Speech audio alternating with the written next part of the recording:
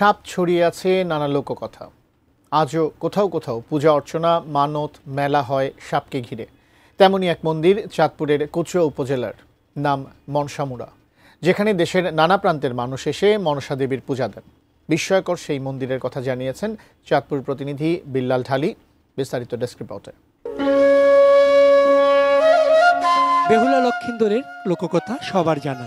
বাসর ঘরে সর্পদংশনে মৃত্যু হয় স্বামী লক্ষিন্দরের। লক্ষিন্দরকে নিয়ে ভেলায় ভেসে পড়েন বেহুলা, ফিরিয়ে আনেন মৃত স্বামীর প্রাণ। এ কাহিনী ছিল বাংলার ঘরে ঘরে, মানুষের মুখে মুখে।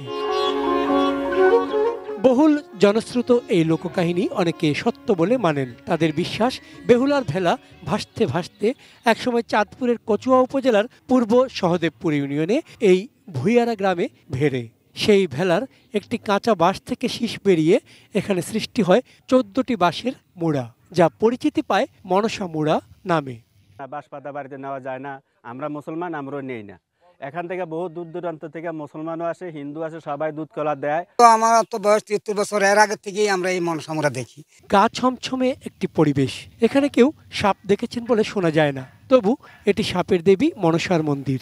তাকে সন্তুষ্ট করতে প্রতি বছরের পহেলা বৈশাখে অনুষ্ঠিত হয় মনসা পূজা, বসে মেলা। দূর দূরান্ত থেকে আসেন ভক্ত অনুরাগীরা, পূজা দেন, মানত কাটান। এই বাঁশবাগান থেকে বাঁশ কাটা নিয়ে নানা গল্পও প্রচলিত। ছড়িয়ে রয়েছে সাপের দেবী মনসার কথা, মন্দির নির্মাণ, পূজা ও মেলা আয়োজনে ইতিবৃত্ত। বিশ্বের কয়েকটা রাষ্ট্র থেকেও এখানে ভক্ত সমাগম হয় এবং এসে ভক্তরা বিভিন্ন মনের বাসনা মায়ের চরণে ব্যক্ত করেন, প্রার্থনা রাখেন। সেই প্রার্থনার পরিপ্রেক্ষিতে মাও অনেককেই সেই ফলাফল দিয়েছেন এবং অনেকে পেয়েছেন। সামনে যে জমিটা, আমাদের এই জমিটা যদি সরকার অধিগ্রহণ করে এবং যার জমির মালিক তাকে উপযুক্ত টাকা দিয়ে আমাদের জমিটা যদি আমাদেরকে দেওয়া হয়, তাইলে আমরা এখানে এই সামনের সারিতে আমরা পূজা অর্চনা করার জন্য, মেলা করার জন্য আমরা একটা সুন্দর প্লেস পাবো।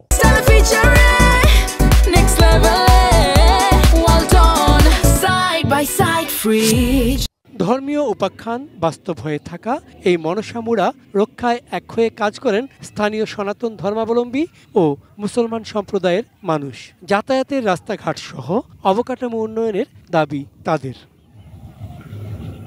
চন্দন পাল, ডেস্ক রিপোর্ট, এটিএন নিউজ।